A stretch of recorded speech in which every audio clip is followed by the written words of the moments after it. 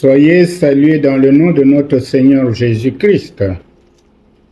Notre table de la parole de Dieu de ce milieu de semaine sera garnie par le menu du texte tiré du livre de 2 Samuel chapitre 11, versets 1 à 17. Deuxième livre de Samuel chapitre 11, versets 1 à 17.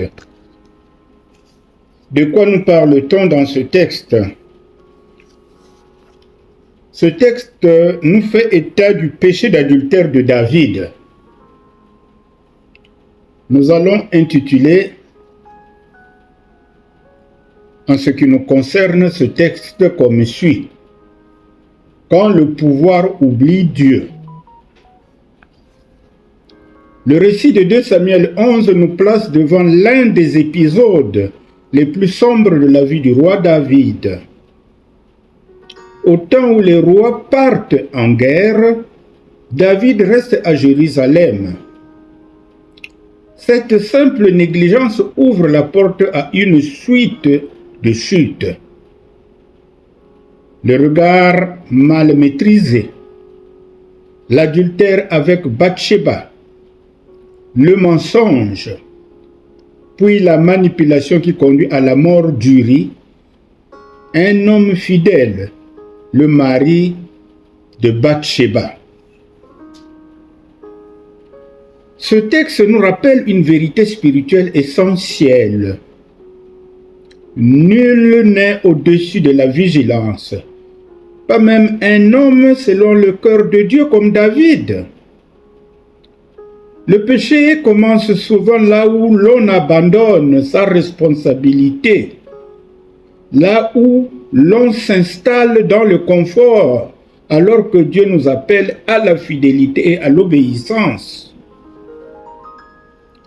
David abuse de son pouvoir pour satisfaire un désir, puis pour cacher sa faute. Le drame est double. Il brise une alliance sacrée et sacrifie un innocent.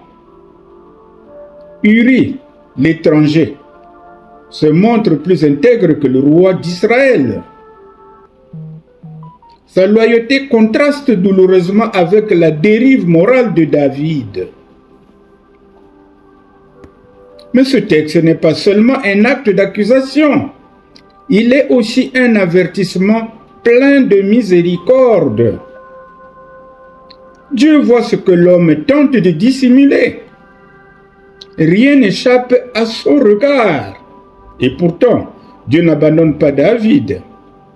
La justice divine s'exercera, mais la grâce ouvrira plus tard un chemin de repentance et de restauration. D'où le psaume 51, où David confesse son péché.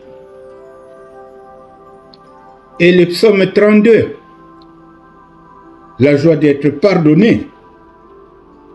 Alors ce passage de 2 Samuel 11 nous appelle à examiner nos propres vies. Où avons-nous baissé la garde? Quel compromis justifions-nous en secret? Comment utilisons-nous l'autorité, l'influence ou la confiance qui nous sont données? Dieu ne cherche pas de vie parfaite, mais des cœurs humbles, capables de reconnaître leurs fautes et de revenir à lui. Là où le péché abonde, la repentance sincère peut encore faire jaillir la vie. Alors mes bien-aimés, c'est un merveilleux texte, mais qui doit nous plonger dans notre vie. Nous aussi, nous commettons des erreurs, des fautes, des péchés. Alors il nous faut revenir vers Dieu en confessant nos péchés pour nous réconcilier avec Dieu. C'est pourquoi notre prière méditative, nous l'intitulons Seigneur, garde mon cœur. Prions. Seigneur notre Dieu, nous venons à toi en silence, le cœur ouvert, sans masque ni justification. Tu vois ce que les hommes cachent.